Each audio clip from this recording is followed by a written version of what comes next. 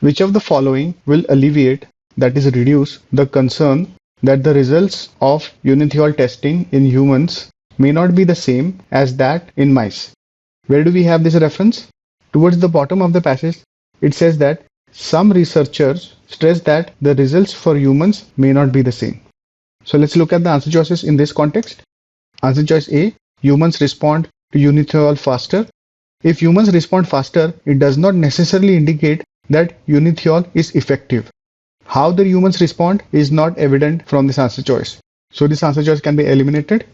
Answer choice B, humans respond to metal poisoning slower than mice do. The concern of the researchers is with respect to snake bites. So how the humans respond to metal poisoning is just additional information. Let's eliminate this answer choice.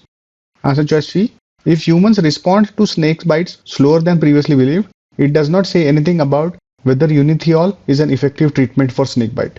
So this answer choice can be eliminated.